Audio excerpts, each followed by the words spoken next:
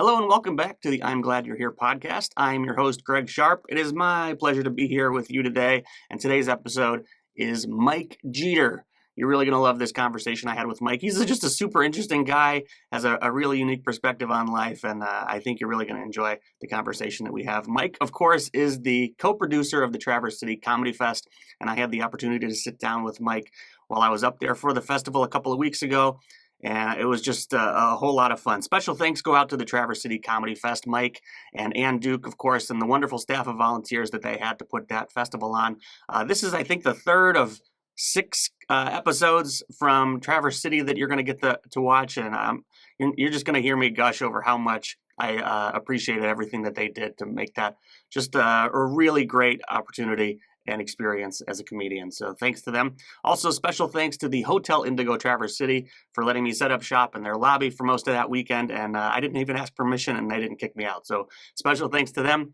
Last night, I had the opportunity to do the Eyes Up Here comedy tour. That, of course, is a Sam Rose Entertainment production. You're just going to hear me talk about Mike Geeter this whole episode, apparently. I love doing those shows. I got to MC that show with Ann Duke, T-Barb, Kara Karachi, and Johanna Madranda. And every opportunity that I get to host an Eyes Up Here show is just so much fun. I think a lot of people go to those shows thinking it's going to be a ladies' night show. And then when I come out on stage, maybe they're a little bit confused as to why I'm there. But hey, it takes the pressure off and nobody's there to see me. And that's fine with me. I just get to get out of the way and let the talented women take over. But it's always so much fun to do those shows. That one was up at One Night Stands Comedy Club in Waterford. If you ever have the opportunity to see an Eyes Up Here show, definitely check those out. I'm sure we'll be coming to your neighborhood soon. But for now, let's get on with the episode. So without further ado, here's Mike Geeter.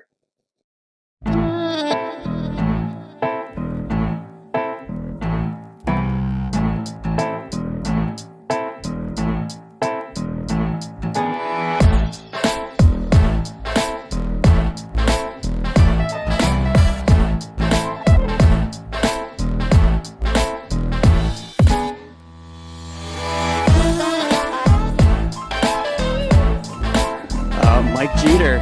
Yes. Wow. That's all right. me. The man of the moment. Who we are here at the Traverse City Comedy Fest, of course, with Mike Geeter. It's so good to see you, my friend. Likewise, man. Thanks for having me. Of course. The name of the podcast is I'm Glad You're Here.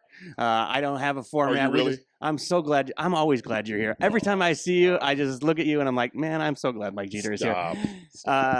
And there is no format. We can talk about whatever. Cool. I don't come prepared with anything. If I can avoid preparing, that's my kind of thing. So okay, then I'll ask you a question. Like, what made you want to do this podcast? Well, I needed to give myself a way to have conversations with people that I wouldn't necessarily have a conversation with. Because, man, I find that most of my writing comes out of good conversations. Most of my good ideas come out of spending time with people and hearing things that other people have to say. So like, this is my opportunity to talk to somebody like you that we've never sat down and had a conversation. No, had no reason to. Say, move away from me. I have a drink named after me. You do have a drink named after bar. You. What is in the drink named after you here at the hotel bar? It's called the Funky Cold Mike Geeter. It's a play. It used to be called the Geeter Mule when I first started making them. And then I'm like, you know what? I like to plug my name into songs. Because Mike fits well in Geeter, you know. So there's Sade's Smooth Michael Geeter, Tone Loc's Funky Cold Mike Geeter. There's a award tour with by Tribe Called Quest. We're on a award tour with Mike Geeter, my man, going each and every place with the mic in our hand. Let's see. So I just like to do that. It annoys my kids, but well, this tickles me even more because I just assumed, and this is my assumption, I just assumed when we came in here that we had the list of the drinks in the elevator there. It's like there was one named after Mike, there's one named after Ann. Right. I just figured, they took it upon themselves to make you feel special. No, you came here prepared. Well, and that was the thing.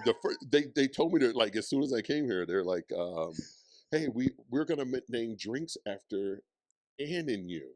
Yeah. And Ann's like, I don't know what to do. Something you were blue. ready. I was like, Something excuse blue. me, ma'am.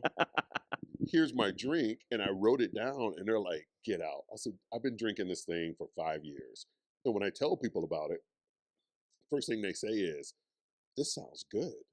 The second Yeah. thing they say is, Luxardo cherries. Third thing they say is, "Oh yeah, I get it now. It's you. You're a little fancy, a little gin, Well, in my drinking days, anytime that you could have like a fun looking glass that you could walk, right, like make the drink the accessory to the outfit. right, Anything in a mule is always that's a conversation piece, 100%." which is you're a conversation piece. Well, thank you.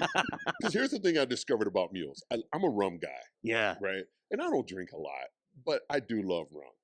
And when I first started drinking mules, um, I do the Moscow like Yeah. everyone else.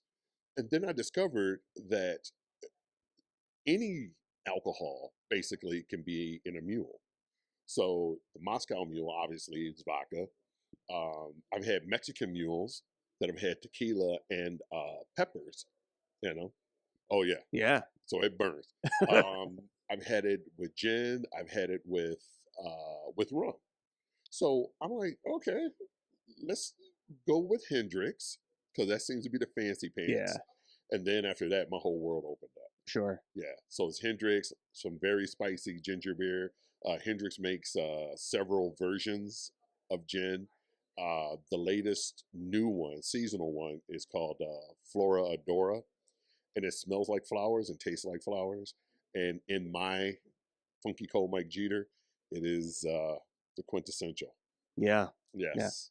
No, I saw a whole bunch of people out at the bar last night. They all had one. So Well, they ran out. They they went out could, and bought Luxardo cherries for it, yeah, and then yeah. and I was told today they ran out. That's awesome. I said, Yeah. yeah, because it's a No, popular drink. it's gonna be they're gonna have to Put a maybe make little a Mike couple of Jeter trips. in your I mouth. know. Yes, and the girls will come real quick. I'm just saying, just a little Mike Jeter. That's it. That wasn't even very subtle, No, but it was well I'm done. just saying. Tone Loc warned the world. I'm just saying. I'm just repeating his words. I do want to talk about the festival here, Yeah, man. but part of why I'm doing this is I like hearing about how people got where they are. Like people's stories are always amazing for me, like Yeah. because we all have our own story, and I think that's why we're here. We're supposed to be sharing them. Right. Sam Rose Entertainment, that didn't come from nothing. You got to I got to witness this pretty close, being doing the shows for you and stuff. But you've been talking about it a lot on your social media, of course. I know there's a story as how you got to the point where you're like, you know what, this is just how I have to do it. This is why I'm doing it, and this is what I'm doing. Yeah. So I want to hear a little bit about what that is. Well, I started the company in January of 2020, and actually just as a tax write-off. And 'cause I'm like, I have an office at home. I do stuff at home, and I named it after my dad and my mom, Sam and Rose. And for some reason, instead of having them separated, I decided to mush them together. And it worked. And then fast forward to January of 2023, January 27th, actually, of 2023. I had been doing shows here and there Yeah. in that interim from the time I started until then, but and did the first festival, really dug in there. But once I left my engineering gig, that's when I'm like, okay, I'm going all the way in. Right. And from there, started booking more venues and producing more shows and during another festival, it became quite apparent that this is my calling. It just felt Well, like and that was kind of my observation. It didn't feel like something that you were just doing like on a whim. It didn't feel like something you were just like, no, I just need to devote more energy to my comedy. It felt like something bigger. Like there was something pulling right, you here all the way from the beginning. Do you right. feel like that? Well, Like yeah, absolutely, absolutely. I don't know if you read the book, The Alchemist. I haven't. Okay. When I first started in a comedy friend, well, back then he's a friend, now he's a pure enemy. No, Sidney Smith. He lived here in the Detroit area. He told me, he's like, hey man, you read this, it'll help you in your comedy journey. And I'm like, I'm not. It's a book, and I don't like Yeah. reading. Yeah. I've read enough Like, books. and is it if it's not about comedy, how can it help me in Absolutely, Yeah. absolutely, and it's a very short read. Sure. And the whole idea of the book is that once you find your personal legend, is the phrase that they use. Um, the universe will move everything else out of the way, Yeah. and you'll get it just abundantly because you're doing what you were born and made to do, Right. created to do. And in the book, the young kid wanted to be an alchemist. He wanted to learn how to take metal and turn it into gold. Hmm. And but along the way, he just kept getting sidetracked and getting further and further away from his goal. And it wasn't until he got back on track that the universe moved all the crap out of the way and all the blessings started coming. And when I first got into comedy, I had told my now ex-wife, um, this was in 2012. So in 2013, I'm like, hey, just let me do as many shows as I can, Right. touch the mic as much as I can. And if things work out, cool. If they don't, I'll just do a mic here and there, a Yeah. show here and there. And I ended up going on stage like 140 times that year. I was going up 2 and 3 times a night and just writing and performing. And I went from just graduating the class at Ridley's to featuring and headlining. Like I actually worked at Ridley's like 6 months after I graduated the Yeah. class Uh-huh. because I was going over to Canada and performing in front of 200 people every weekend, unpaid. I was doing open mics. I had my own shows and so on. So uh, once I started doing that, more opportunities came. I did the Kevin Hart thing. Um, I did another TV, had another TV opportunity on that show, Laughs on Fox. That was all within the first year and a half, 2 years of See, and comedy. that's crazy. And just to give a timeline, this is before or after you read the book? This was after I read the book. After you read the book. And Yeah. I read it every year at the Yeah. beginning of the year or at the end of the year because again, it's a quick read. I think it's like less than 200 pages. Right. Um, so every year I read it to motivate me and inspire me, Yeah. and then to keep my head focused on what my personal legend is, and it's helping and entertaining. And that's really, I think, a lot what a lot of people are searching for in whatever their path is. And you see a lot of it Mhm, here in comedy where people are like, I don't know how I ended up here, but I ended up here and I just mhm. started doing comedy. It just feels right.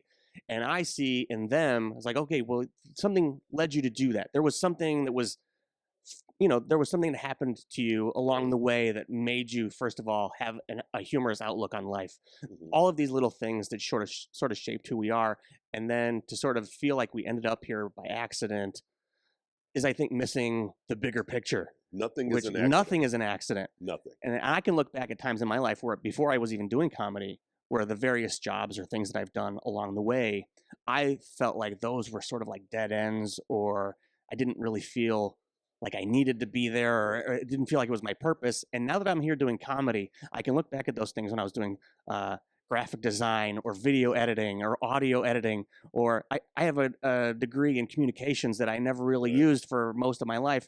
And now here we are sitting using microphones, talking into a camera, Yeah. and later on I'm going to edit it into a nice piece. And it's like, it's starting to feel like a lot of the things that felt like dead ends along the way have only been leading me to this very moment. Right. So, Right. 100%, man. 100%. so whether we even know what we're doing or not, I think there's a lot of validity in knowing that once you step into that river, amazing things are going to happen. But 100%. we're in the river whether we know it or not. We're just We just don't know where, at we what just don't know point. where we're going, and Right. sometimes we're swimming against the stream and sort of just Right. letting it take us. So it's always fun to me to listen to people's stories and sort of see how all of those things play together. No, and that's cool that you said that, with your past work experiences, because I was an engineer for 33, 34 years. And when I first started my comedy career, when I would write jokes, I would tell people I engineer jokes. I take a topic and I kind of soul train, scramble board Yeah. words because my thinking is I don't want if something comes to my mind easily, chances are there are probably a billion other people that it came that easily. So I would take it, use a word, get the opposite word, and then just write down just a string of words Yeah. that match it, and then I would piece together jokes. And the thing that made it cool was that um, a lot of these jokes were things that actually happened in my life, and I'm just Yeah. I'm just making it funnier, embellishing a little bit, stretching it out and all. But it wasn't difficult for me to remember it because it happened. I love the way you sort of describe that using almost engineering terms, sort of like, yeah, 100%. Yeah. like stringing it out. And because I think a lot of us might think that way, but we don't know why we're thinking it that way. Right. Right. Or we have a different way of thinking about jokes because of another life path that led us to where we are. Right. And this is why I write this way. Maybe you're Right. just stream of consciousness and you've just always sort of been that person. Whereas, like, Right. I love sort of like taking a joke apart, splitting up into its individual like words and sentences, Mhm. and sort of figuring out what part of this can I change? What would make this funnier? And to hear you as like an engineering mind sort of use those same techniques, man, that really tickles me. Everything is formulaic. And Yeah. as engineers, that's how we think. It's like, oh, okay, I want to understand how this works. And there has to be some procedure to it Right. in some way, shape, or form. And once we figure out the procedure, we can repeat it. And it gets to the point to where once you've repeated it so many times, now I can do it without writing it down. I can Yeah. do it in my head. That's how math is. It's like, oh, there's a process, procedure, your addition and all of that, or multiplication. Once I've learned it, I figure out the pattern. Once I've understood the pattern, now I can just repeat it, Yeah. ad nauseum without jotting it down. So that's how I write jokes. I don't write per se anymore. I'll jot down a word or a phrase, and that would be the topic of the joke. But then I get on stage and it's just, I see the word, it just downloads. Yeah. And now I'm do, and then I work it out Yeah. on stage, and next thing you know, We it's we a are real we are joke. we do get to like play with the language in a way that a lot of people I think are Mhm. almost afraid to, or their just daily lives doesn't allow them to Right. think of things differently. Mhm. Man, we are so blessed as comedians to be able to take things apart and think about things differently. What's the confidence? Yeah. A lot of people have problems with the English language. And a lot of times it's because the people that they're speaking to aren't speaking on their level. So they can't stretch their legs or use big words Yeah. or Yeah. whatever. And so I don't want to say dumb down, but they just kind of speak in a very mid level or, yeah, Well, it's kind of like in a it's mid like the level New York discussion. Times. The New York Times has to be able to be read by people of all kinds of yeah. True. So yeah, I think we face that as comedians almost all the time, where we Mhm. walk into a room and it's like, well, they're not going to get me, Right. Right. or we weren't on the same level. We just weren't matching up. And I think part of that is, like, we can call them civilians. The civilians The think civvies. about things they think about things differently, Yeah. and that's part of our challenge as comedians to sort of. It doesn't have to necessarily be called dumbing it down, but we do have to make things accessible.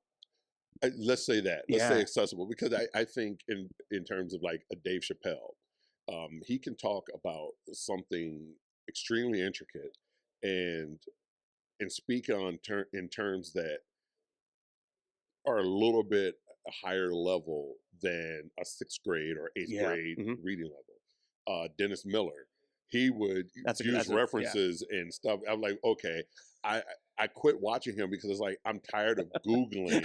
And you almost got to pause every Right. 5 seconds. Okay, let me I get don't this I don't understand well, what back that then, reference let was. me I get this encyclopedia and I got out. like maybe partway through Homer. Yeah, I don't know. Copernicus. It's like, what? What? I don't know what you're talking about. I think I need to reread Right. the It's like, Odyssey, or at least make I it don't past want to page do 12. homework and I'm watching a comedy event. But then you have people like, who knows? Yeah. Yeah, We, so we could, yeah, someone who's very, I but don't want people to who say have also famous, figured it out, like they found their audiences that way, right? and that doesn't have to take away anything from anybody. We're all just trying to find our audiences. Right, right. And for some of us, it's like, man, we just need to be able to find our authentic self so that our audience finds us. Once that's a very good point. You find your authentic self, the audience finds you. You're able to be more calmer and cooler and speak, as they say, speak in your own voice, Yeah. and that's important. Um, I like to think that everyone is funny, Oh, whether I you think that think too. that they're funny to you or not. I often say if I don't find them funny, that I don't, that they just don't connect with me, or I don't connect with what they're saying. But also, you have comedians that are using puppets and all of this shit, Yes. and you just go, All right, that's not for me. but But it doesn't have to be. right. They may not have as many followers or many supporters of their comedy, but someone somewhere likes it. Right. So I've learned in 14 years to quit saying that a person isn't funny. That's just it's just weird. Yeah, No, I just don't connect with them. I connect. I think about this often because a lot of people, like, I'm sure you've had it too, where people will say, "Oh, somebody told me that I'm the funniest person in the audience. I should try, or funniest person at the office, and I should try comedy." Right. And often, as comedians, our first instinct is to say, "Oh, you can't do what I do." It's like, no, I want to step back from that because I think everybody is funny, and maybe it's in their own way. But I think we also have to be funny around our friend group. We have to figure out how to communicate with each other so that Right. if so and so is having a bad day, you know how to communicate with them in a way that sort of meets them where they're at, but also Right. sort of maybe you're trying to bring a little bit of levity to the situation. So we all have to be funny in our own way. We all have to be comedians in our own little friend groups, and it doesn't necessarily mean that all of us should be up on stage. And No. I hope that people aren't going to take that away from this, but No, take it the away language, from us. You the all language, should not be up the there. language No, I'm of kidding. comedy and humor is so important to who we are as humans, and I think it's really recent also that comedy hasn't been stand-up comedy itself as an art form hasn't been around for very long. No. It's very new and it's still growing. But humor has always been a part of who we are, trying to communicate to each other. And that's why I like to tell people that, when they say, "Oh, well, my friends and my family or coworkers say that I'm funny," so you're not funny, you're humorous. You're humorous Yeah. because to them, you can make them laugh. You're only funny if you can take that same material and tell it in front of a group of strangers, Yeah. and then they laugh, and then repeat it. And once it becomes, again, formulaic, once it becomes repeatable, and you're able to get those results all the way around, then you can say you're funny. Right. Because I think most people are humorous or have a sense of humor. Yeah. Although I met one woman in Ohio working with Dave Landau, who sat in the front row of the venue and told us that she just wasn't laughing at anything. And Dave asked her, he's like, "What's the problem? I mean, why aren't you laughing?" And she goes, "I don't like comedy." And I was like, "What?" He's like, "Wait a minute, you don't like to laugh?" That's a weird chair to find yourself sitting in. That's If what I'm that you saying. know I that don't about like yourself. music. Yeah. It's like, That's you know how exactly many right. brands of It's like, music there are? I don't like. Yeah, I've heard people. I'm not really into music. Are you sure? I don't know. It's like ABC song, birthday song, anything. It's a thing where it's obviously it's an art form, and anyone that says it's not an art form is silly. Yeah, It's an art form. It's no different than I totally being agree. an opera singer or I totally agree. any kind of orator, because that's what it is. But to say that you don't like to laugh, Well, okay then. I think about this a lot because here I'll give last night as an example. I'm sitting in the balcony of the Joe List show last night at the Traverse City Comedy Fest. Yes. And I mentioned this in my conversation with Lou earlier. It was kind of a rough crowd for him, but I also feel like he brought that upon himself by sort of doing some weird things at the beginning of the set, which I enjoyed watching him sort of play around with the audience and then sort of dig himself out of that hole. So enjoyable for me. But there was also a couple of audience members who I was observing all night, and there was a couple who was sitting directly in front of, in the row in front of me, and there was a lot of jokes where instead of laughing, they would go like, "Oh," or like a groan, or like they made the choice to make that noise instead of some guttural, like they felt like, "Oh, that's a groaner, so I'm gonna groan," or it's like, no, they made that choice. Because a laugh comes from inside. A laugh is not a choice that you make. If somebody's going to make you laugh, that's going to come from inside. Yes. And there's probably nothing you can do to stop it unless you make another noise.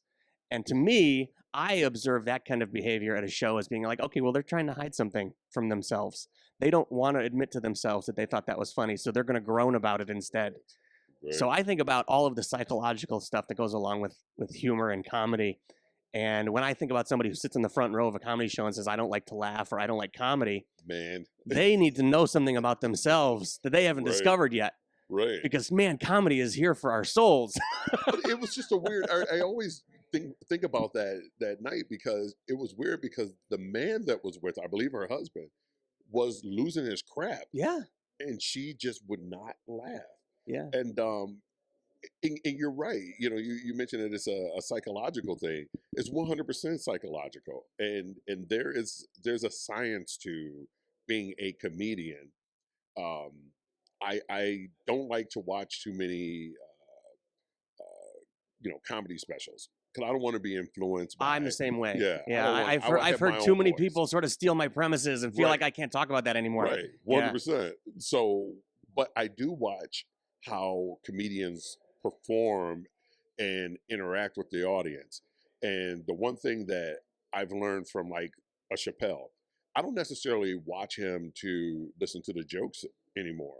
I watch how he performs and how his intonation, how he'll blurt out and put emphasis on a certain word and almost like sings it, like broke his ankles, Yeah. things like Yes. that. But I also, when he tells a story that he wants to draw emotion and the room gets deathly quiet, Yeah. I see how he's doing it. And you could just see him setting people up just to say something silly. And then that buildup of emotion, you're feeling that, you're Yeah. connecting with that. And people get to the point to where they're leaning into what he's saying, and then when he tells the punchline, it's this release, The and psychological release. Yeah. it's almost to me it's almost sexual. It's Absolutely. almost a sexual Yes. thing. So It's a little I tantric. right, absolutely. So I've adopted that in a couple of my jokes, and one of my favorite closers is a joke about my son and him coming out to me. And I'm pulling. I could feel it. I Yeah. could feel it. I'm pulling emotion from the crowd. And it's all up on stage with me. Like I'm just like a basket full of just collecting emotions. And everyone gets quiet and everyone's just leaning into what I'm saying. And then I hit them with the punchline and this whoosh of release. Right. And I'm Right. like, oh, that was the best. Yeah. Because it didn't, the setup for that joke doesn't start at the beginning of No, that bit. It no. started 30 minutes earlier. It Right. started 'Cause right they when you got to walked on know me. stage because they got to know you Right. first. You got to develop this relationship with them. Man, it's just like foreplay. You're just 100%. it's the same thing. 100% that. It It's the starts same as soon as thing. you walk through the door. It's the same Yeah. thing. And I tell this to people who aren't comics, and they go, that's weird. I said, but you sat in the crowd and you felt that. Yeah. They're like, oh, I've had people come up to me crying after shows. Um, is it true about your son? Yeah, it's true.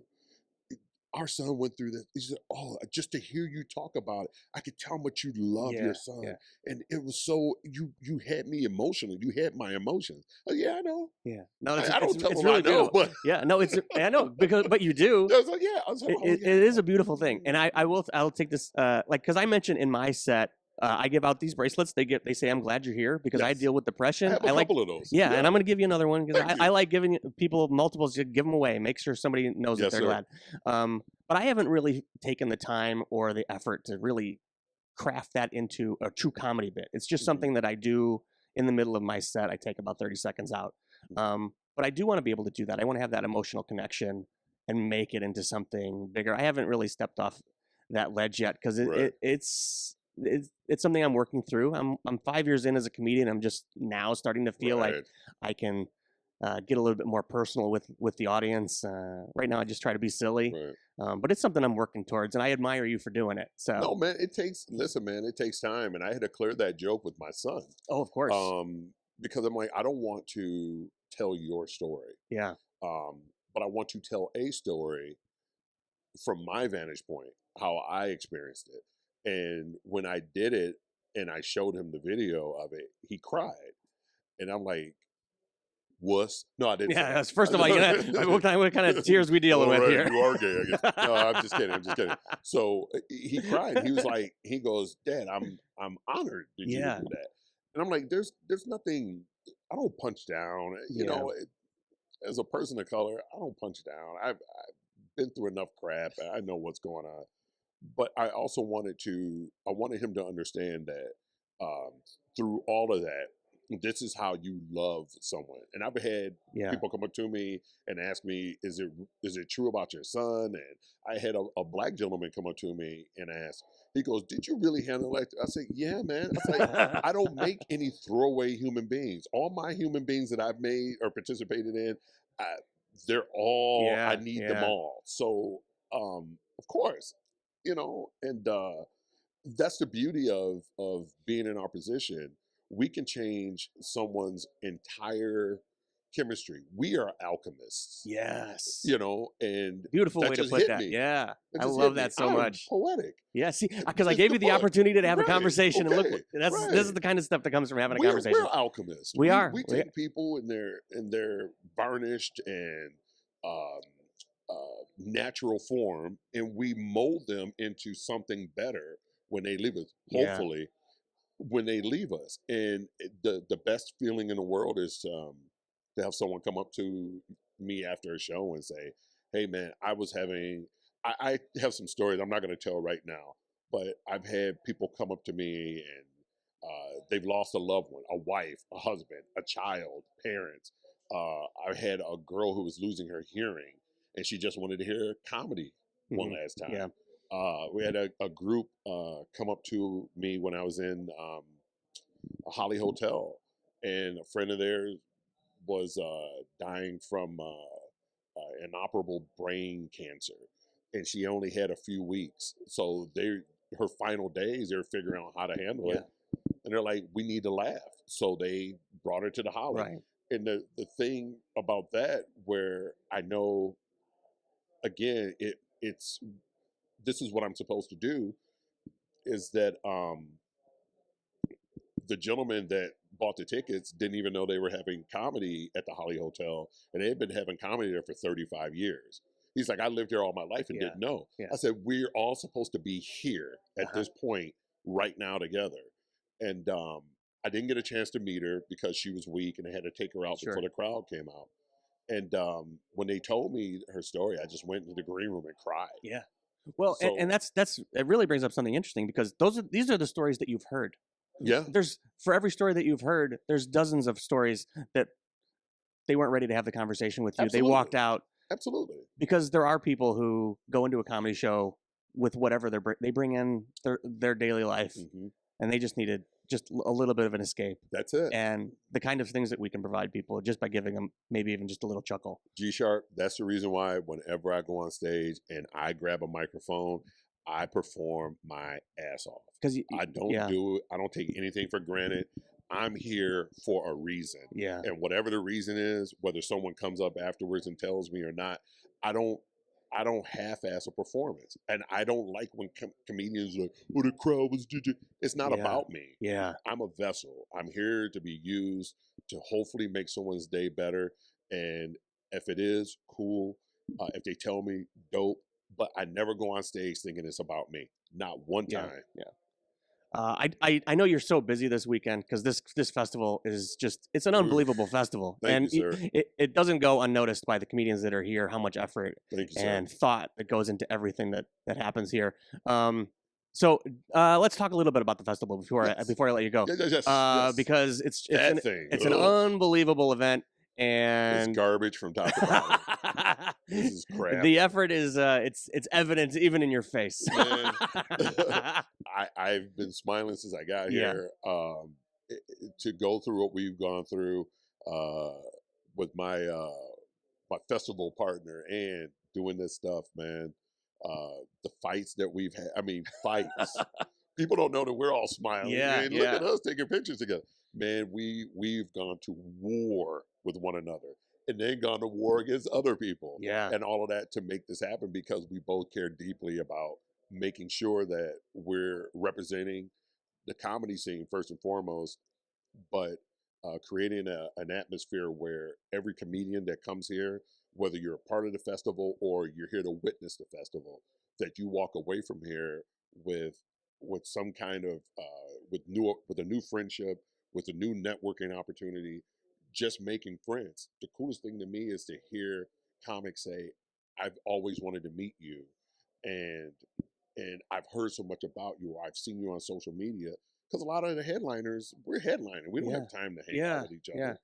other. Um, Even last year at the festival, the last day, I went to the back of the workshop, pulled my hoodie over my head, and pulled my drawstrings. I didn't want anyone to see me crying. I was in my Yeah. feelings, like Drake in my feelings. Yeah. So yeah, man, this means a lot. This means a lot. It Well, means a lot. I was in a conversation last night. It feels like a family reunion, getting Right. all back together, especially after last year. I felt driving up here thinking, man, it's going to be really hard to capture the magic that we felt last year Yeah. because there was something real special here. Yeah, man. And on my way up here, I'm like, there's going to be so much pressure on us to feel like we have to make it as great. And already, I've been here, since last night, and it's already like we have our man. I just love seeing all the comics that you don't get to see all the Pulling right time. back We're in. all it feels like a family. Someone told me last year, it's like, oh, this is great. It's the first one. You'll never capture this feeling again. And I looked at them and go, We're gonna damn try. okay, I guess. Um, of course you can. Yeah. Of course you can. We had great comics, not only great comics, great people last year. And now part of them are here. We have a bunch of new people involved. Um, and that energy. People Yeah. know we're coming up there to hang out. We're coming up there to perform. We're coming up there to get paid. Let's be Yeah. real about it. And we don't have to worry about our hotel rooms. It takes so much pressure off of the comedian. Just come up here, enjoy yourself, Yeah. and make crowds laugh. Meet new people. I had a comic tell me today she was just up there to hang out last year. Hmm. Met a couple at a show last year, became friends with them. They picked her up from the airport, took her out. They went out to lunch, the whole 9 yards, and they've invited her back up here in the summer when the weather's nice. Yeah. This is what it's about, Yeah. you know. So yeah, man, I'm probably gonna cry again. Yeah. I know. I'm emotional. You are a little bit of Yeah, I am, man. an old softy. My emotional intelligence is way up Yeah. there. Well, no, I think you should feel emotionally. Emotionally, you can tell like you put a lot of effort and emotion into it, Mhm. because that's the kind of person you are, and it's evident here. Mhm. And as somebody who's been fortunate enough to be part of the first 2 years, man, I'm so fortunate. It's quite an opportunity, and it's quite an experience for Yeah, everybody who man. comes up and does it. I So appreciate you saying that, bro. It's hard to describe right now because I'm in the middle of it. yeah, But a week from now, after a few days have passed, and I'm able to just look back on it, I can't. Even already, I'm just yeah, like, okay, enjoy it this year. yeah. I didn't enjoy it much last year because it was just run, Understood. run, run, Yeah. run, run. I'm enjoying it this year, and it's so far so good. Obviously, you have like Sam Rose shows coming up all Yes, over. sir. Where can people find those shows? Oh boy, we're like sriracha. We're hot and Yeah. we're good on everything. Um, we have a show at Kudos in Taylor, a monthly show. We have a monthly show at the Robin Theater in Lansing, and also at Urban Beat in Lansing. Both beautiful Yeah. venues in their own right. Um, we have a new venue out in Battle Creek at Squirrel Hollow Golf Course, and we've already had one show. Second show is already sold out for February. Third show is halfway sold out for March, and just dropped the April show.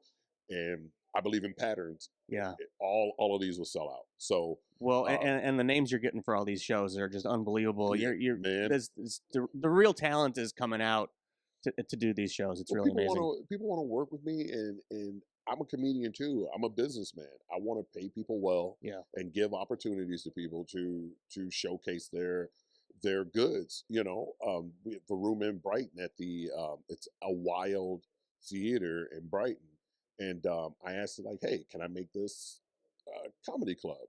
She was like, "Sure." Yeah. So twice a month, uh, Sam Rose Comedy Club at a Wild Theater is happening, and hopefully we get to the point where we're doing weekly shows. Yeah. But right now, the first 3 shows we've had there have been off the chain. Yeah. So it's humbling. Plus the comedy club up here, and then we're still working with the Dow Theater, or I'm sorry, the Dow Arena, and the Kellogg Arena as well in Battle Creek. to do shows. So, There's a lot going on. man, and I wouldn't have it any other way. This is my personal legend. Yeah. A lot of these places I haven't even gone out to seek them. They've heard of me and kind of had someone tell me today, hey, I have this room. So. Well, and I think I'm sure you feel like I do, that the Michigan comedy scene has been overlooked for too long. Yeah.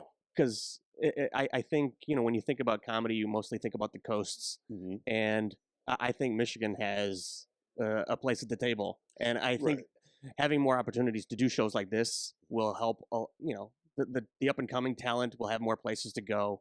Right. And we'll be able to put our mark on the comedy. Well, I think a lot of that is our own undoing.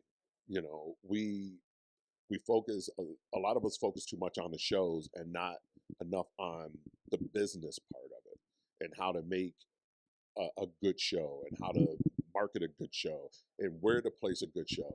Just because you have a venue that says it's okay to put the show in this bar, well, if you don't turn off the TVs and you don't help promote the show and all of that, then what good is it? Who is that helping? It's not helping the comedians. It's not helping people understand what comedy is. It's not making comedy fans. You have to train people to come to these shows. Otherwise, you're poisoning the waters. And then the next time someone comes along that really does want to do something professional in that venue, they don't want to do it because, we tried comedy and it didn't work. Well, what did you do? How did you promote it? What part did you play in it? Was it a comedy show or was it trivia night and they just told jokes? Exactly. Listen, you can ask any comedian. Every comedian here has gone into a venue to do a comedy show, and the patrons weren't aware that there was a comedy show. Absolutely. It happens so often. We've done it enough. Yeah. So, later for that. Yeah. Where can they find the Sam Rose shows if they want to look it up? Oh, gosh. You can go to our website at samroseent.com. Yeah. And you're on all the social media, too. We're on all the social. You're easy to find. Faces, Instagram. I'm on TikTok. I'm trying to figure out those dances and stuff. But we don't have a Sam Rose TikTok page, but I promote a lot of our shows on it. All right. Well, I do want to end every show in the same way because I'm going to try and compile all this together at some point down the line. The show is called I'm Glad You're Here. We're going to end the show by, you can say it to me, you can say it into the camera, you can say it however you'd like, but I'd like you to say, because I'm glad you're here, Mike. I'm glad you're here, G Sharp.